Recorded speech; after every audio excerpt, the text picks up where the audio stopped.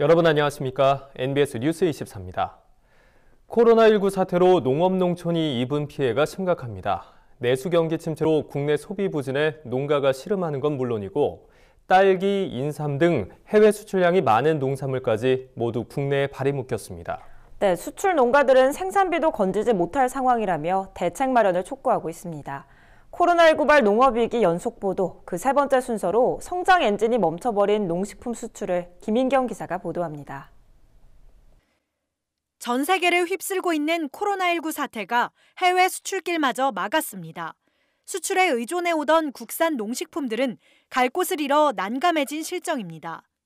베트남, 태국 등 아세안 국가들로 딸기를 수출하던 경남 김해시의 한 영농조합법인은 코로나19로 하늘길이 막히는 바람에 배편으로 겨우 딸기를 수출하고 있습니다. 항공편으로 가면 하루도 안 되어 도착할 딸기가 배로 가면 홍콩은 검역 절차 포함 6일에서 7일, 베트남과 싱가포르는 10일 이상 걸려 품질이 대폭 저하되고 있다고 농가들은 토로합니다. 일단 급하면은 그렇게도 내보내지만은 그 배편도 만만치 않습니다, 그게. 가봐야 그 딸기 그냥 갖다 버리는 거지. 일주일씩, 10일씩 이래 걸려가지고 약간 부진한 데다가 수출길마저 막히니까 농가 소득은 그냥 미천 들어간 것도 뽑을까 말까. 딸기 1kg에 1,300원가량 하던 항공 운임비는 코로나19 사태 이후 킬로그램당 3,000원대로 갑절로 뛰었습니다. 그럼에도 농가들은 무역업체에 운임비를 농가가 부담해서라도 무조건 수출해달라고 요구하고 있습니다. 내수 판매가 어려운 매향 등 수출 전용 품종이 대부분인데다 어렵게 구축해놓은 수출선이 이번 사태로 영영 막혀버릴까 우려되기 때문입니다. 매향 같은 경우에는 전적으로 100% 수출이거든요. 품종 특성도 다르고 농가들 수출이 안 돼서 국내로 내버리면 완전 1,000원, 2,000원의 가격이라고는 할 수 없는 경락이 되는 거죠.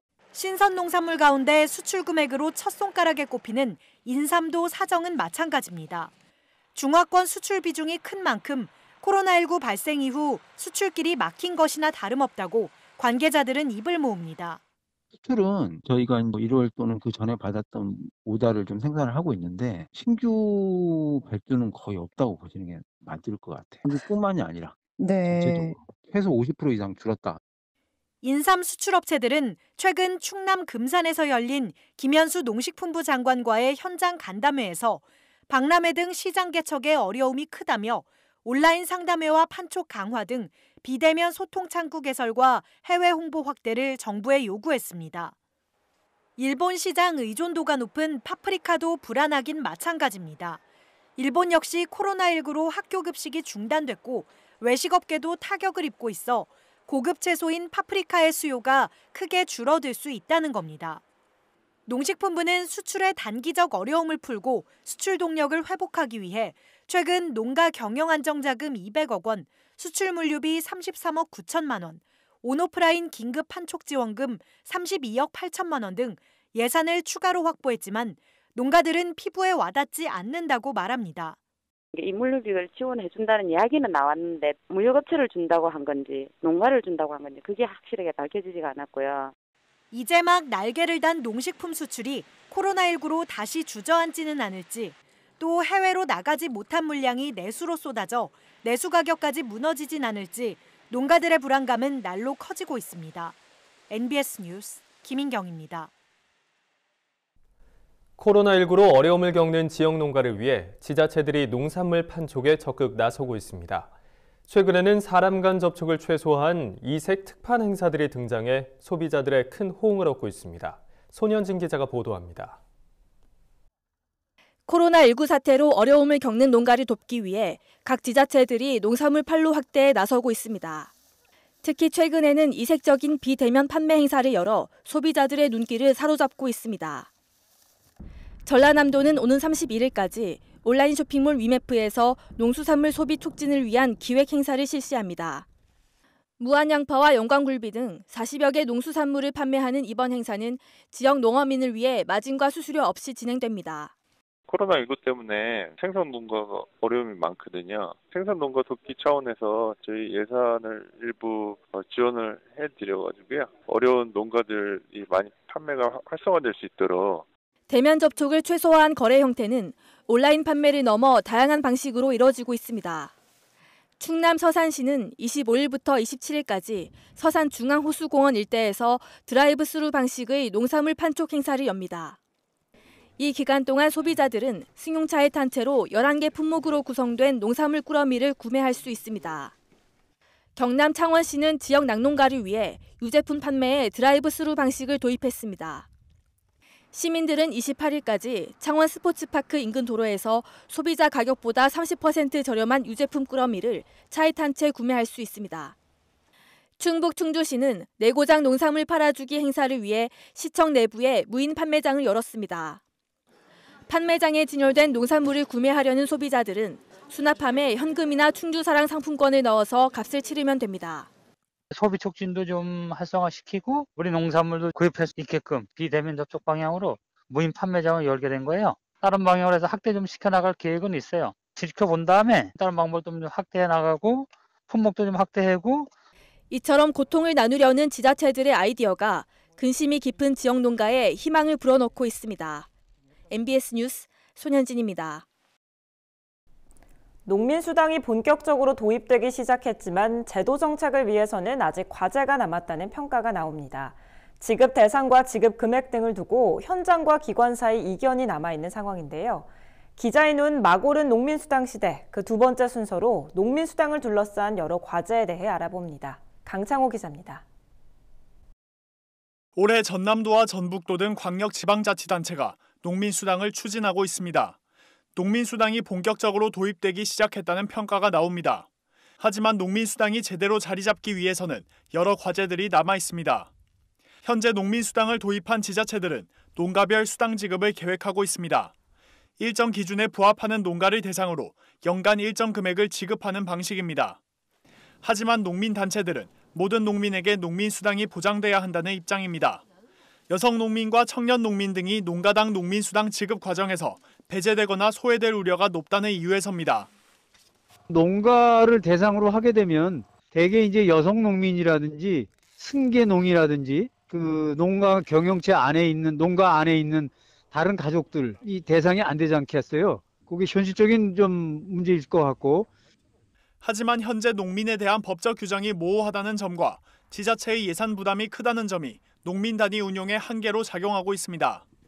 지급 금액도 안정적인 제도 정착을 위해 풀어야 할 과제 중 하나입니다. 현재 연간 농민수당 지급액은 지역별로 40만 원가량에서 최대 60만 원입니다. 한 달로 계산하면 많게는 5만 원, 적게는 3만 원 수준에 불과한 겁니다. 농촌 현장에서는 이를 두고 생색내기 위한 제도라는 의견이 나옵니다. 기본소득을 보장해 안정적인 농업 농촌을 만들겠다는 계획과는 달리 현재 지자체에서 제시하는 지급 금액으로는 큰 변화를 꾀하기는 어렵다는 이유에서입니다. 이에 정부 차원의 정책으로 확장시켜야 한다는 주장에 힘이 실리고 있습니다. 사실 이건 이제 지자체 단위에서 시작을 해서 정부 단위에서 실시를 요청하는 수준이죠. 정부에서도 지금 이제 뭐 공익형 직불제도 있지만 그것보다도 이제 하여튼 농민수당, 농민기본소득 형태로 가서 기초를 좀 튼튼하게 해주는 형식으로 해서. 또 농정 개편도 농민수당 정착을 위한 과제 중 하나입니다. 농민수당을 안정적으로 정착시키기 위해선 현재 추진 중인 규모화 중심의 농업정책을 농가 중심의 농업정책으로 전환하는 과정이 필요하다는 겁니다.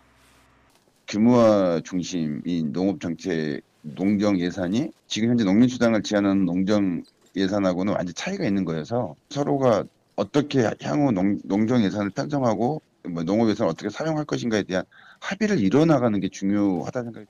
농민수당이 본격적으로 첫 발을 내디뎠지만 과제는 아직 산적한 상황입니다. 제도가 안정적으로 정착되기까지 많은 진통이 따를 것으로 보입니다. MBS 뉴스 강창호입니다.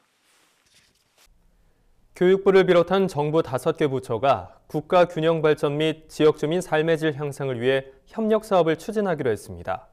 부처별로 독자적으로 추진하던 주요 사업을 연계 협력해서 추진함으로써 지역 인구 감소와 고령화, 지역 소멸 위기에 공동 대응한다는 방침입니다. 남수지 기자가 전합니다.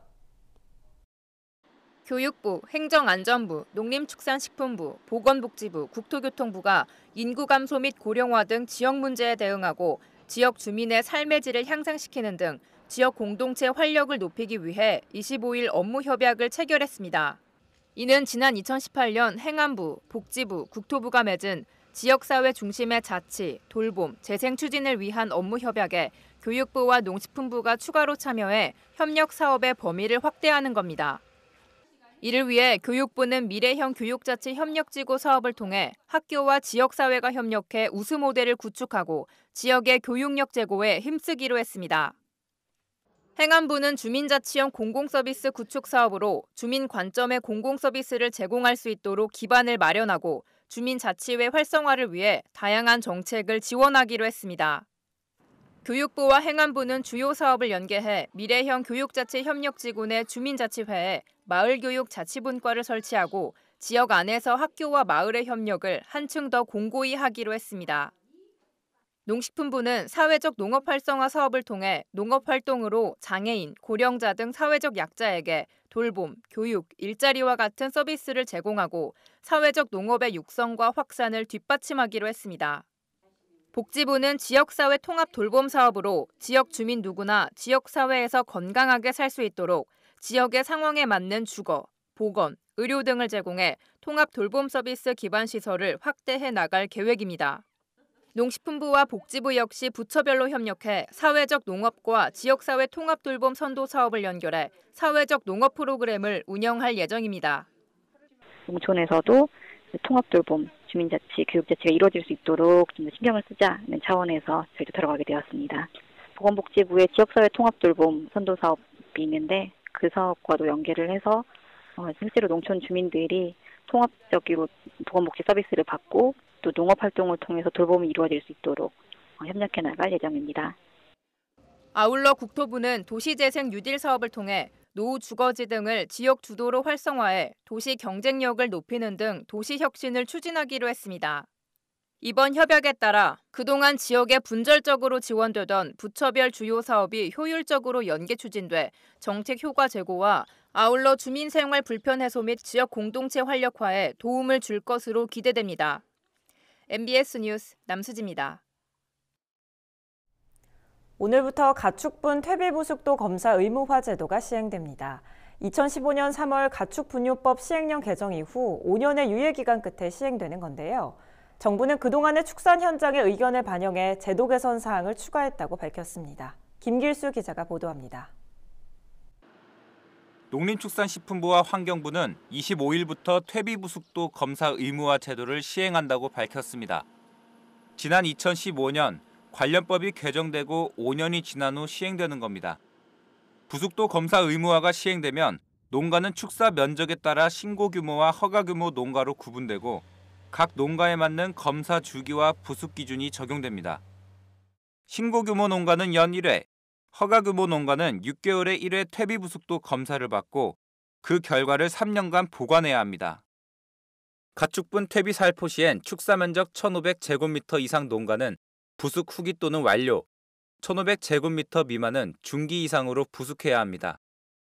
다만 정부는 퇴비 부숙도 검사 의무화 준비가 미흡하다는 축산 현장의 우려를 반영했습니다. 퇴비 부숙도 검사 제도는 시행일부터 1년간 계도 기간이 부여되고 신고 규모나 허가 규모에 해당하지 않거나 하루 300kg 미만의 퇴비를 배출하는 소규모 농가는 의무 검사가 면제되는 등 제도 개선 사항이 추가됐습니다. 특히 계도 기간 중 퇴비 부숙 기준에 미달하는 퇴비 살포, 부숙도 검사 미실시 등 제도를 위반한 농가는 행정처분이 유예됩니다. 하지만 부숙되지 않은 퇴비 살포로 수계 오염이나 악취 민원이 2회 이상 발생하면 지자체장 판단에 따라 행정처분이 가능합니다. 정부는 계도 기간 내 퇴비 부숙도 제도 안착을 위해 지자체, 지역 농축협, 축산단체 등과 함께 단계별 대책을 추진합니다. 준비 단계에선 지자체와 지역 농축협은 농가 현장을 방문해 농가 상황을 진단하고 이행계획서 작성 및 제출을 대행 지원합니다. 이행 단계는 정부가 농가별 이행계획서를 바탕으로 자력 퇴비 부숙이 가능한 농가와 지원 및 관리가 필요한 농가로 구분한 뒤 맞춤형으로 관리하고 교육 컨설팅도 실시합니다. 확산 정착 단계에서는 관계부처 태스크포스가 운영되고 이를 중심으로 지자체, 농축협, 축산단체 등이 협력해 현장 애로 해소와 제도 개선을 지속하게 됩니다. 퇴비 부수 관리는 악취나 미세먼지, 토양 수질 오염을 줄이기 위해서 하는 부분이 있고요. 퇴비 부수기 잘 된 퇴비를 통해서 양질의 고급 퇴비를 농경지에 돌려주는 지속 가능한 축산업을 발전하기 위해서 이제 필요한 제도이고, 우리 농가들도 품질 좋은 퇴비를 생산할 수도 적극적으로 협조를 좀. 이번 가축분 퇴비 부속도 검사 의무화가 시행되기까지 많은 기대와 우려가 있었습니다. 제도 시행 이후 그 결과에 대해 정부와 축산 농가들은 어떤 평가를 내릴지 귀추가 주목됩니다. MBS 뉴스 김길수입니다. 위급 상황에서 인명을 좌우하는 가장 중요한 요소는 바로 응급 의료 서비스입니다. 그런데 최근 국토연구원의 조사에 따르면 도시와 농촌 간 응급의료 접근성이 많게는 4배 이상 차이 나는 것으로 드러났습니다. 농촌 주민들은 농촌에 산다는 이유만으로 제대로 된 의료 여건을 누리지 못하는 겁니다. 권소환 기자가 보도합니다. 코로나19 확산으로 응급의료 서비스에 대한 관심이 고조되는 가운데 도농 간 응급의료 접근성 격차가 큰 것으로 드러났습니다. 국토연구원은 최근 응급의료 취약지도로 본 농촌대 도시를 통해 서울을 비롯한 대도시와 지역 거점 도시의 의료 서비스 접근성은 양호하지만 농촌과 산간, 일부 해안 지역은 매우 취약하다고 지적했습니다. 국토연구원은 중증 응급 환자의 치료 및 관리에 주된 역할을 하는 종합병원과 응급의료시설, 소방서 등 3개 시설에 대한 접근성과 서비스권 바깥에 거주하는 취약 인구 비율을 활용해 이 같은 분석을 내놨습니다. 7세 이하 영유아와 65세 이상 고령 인구를 취약 인구로 규정하고 의료시설에서 도로 이동 거리로 10km 이상 떨어진 곳을 서비스권 바깥 지역으로 판단했습니다. 이 같은 기준으로 전국 152개 시군을 대상으로 분석한 결과 도시 지역과 농촌 지역의 격차가 심각한 것으로 드러났습니다. 시설별 취약 인구 비율은 종합병원의 경우 시는 26.3%이지만 구는 85.2%로 격차가 3배 이상 벌어졌습니다. 응급의료시설은 시가 20.5%, 구는 60.3%, 소방서는 시가 6%, 구는 28.9%에 달했습니다. 응급의료 취약 인구 비율 등을 종합평가해 전국 시군구를 5개 등급으로 나눈 결과에서도 농촌 지역과 도시 지역의 격차가 여실히 나타났습니다. 매우 취약한 지역인 1등급 지역은 군 단위 농촌 지역 21곳이 선정됐습니다. 그 다음으로 취약한 2등급 지역도 39곳으로 농촌 산간 지역이 대다수였습니다. 한편 매우 양호한 수준의 5등급 지역은 모두 85곳으로 서울, 강남구 등 대부분의 도시 지역이 이름을 올렸습니다. 국토연구원은 연구 결과를 토대로 농촌 등 취약 지역 특성을 고려한 의료 서비스 체계를 빠른 시일 내에 마련해야 한다고 지적했습니다. 농촌은 소수의 취약 인구가 넓은 지역에 분포해 많은 인구가 좁은 지역에 분포하는 도시와 다른 전략을 취해야 한다는 겁니다. 의료 서비스 체계 마련 시 취약 인구와 지역 특성을 고려해야 한다는 점입니다. 이번 연구는 코로나19 확산으로 인한 사회적 대응과 의료 체계 개선 시 적절한 취약 지역 선정 및 차등적 지원, 지역 의료 자원 배분의 선택과 집중, 그리고 우선 지원 시급 지역 파악 등의 활용이 가능합니다. 한편 국토연구원은 취약 인구를 배려한 원격 의료와 위기 전달 체계 강화, 의료 취약지 모니터링의 공간 정보 기반 국토지표 반영, 도농 간 차별성 있는 의료 지원 기준과 정책 발굴도 함께 제안했습니다. MBS 뉴스 권소환입니다. 다음은 간추린 뉴스입니다. 경기도 종자관리소가 일본계 품종을 줄이고 토종 경기미 공급을 확대하기 위해 25일까지 도내 28개 시군 지역 농협에 경기미 우량 종자 2,677톤을 공급합니다. 이번에 공급하는 종자는 올해 초 농민이 해당 시군 기술센터 등을 통해 신청한 물량으로 지역 농협을 통해 오는 4월 초순까지 농가에 공급됩니다. 공급 품종은 추청, 대안, 삼광, 맛드림 등 7개 품종이며 추가 신청 희망자는 국립종자원 홈페이지를 통해 품종별 잔량을 확인해 신청할 수 있습니다. 강원도가 축산업 규모화 집약화에 따른 환경 및 질병 문제 등을 해소하기 위해 올해 동물복지형 축산 선진화 사업에 16억 원을 지원합니다. 주요 사업 예산은 축산농장 인증 지원 사업에 11억 원, 동물복지형 운송 차량 지원 사업에 2억 원, 친환경 기피제 지원 사업에 2억 원 등입니다. 도 관계자는 갈수록 심화되는 가축 질병의 상시화와 어려운 여건을 타개하기 위해 동물복지형 축산 선진화 사업을 지속적으로 확대 추진해 해당 사업이 점차 자리 잡을 수 있도록 노력하겠다고 밝혔습니다. 충청남도 농업기술원은 오는 4월 10일까지 귀농인의 안정적인 정착을 돕기 위한 귀농인 영농생활 실태조사를 실시한다고 최근 밝혔습니다. 이번 실태조사는 2009년부터 2019년까지 귀농인 농업 창업 및 주택 구입 지원을 받은 도민 1,315명을 대상으로 진행됩니다. 주요 조사 내용은 거주 형태와 영농 현황, 경영 상태 등입니다.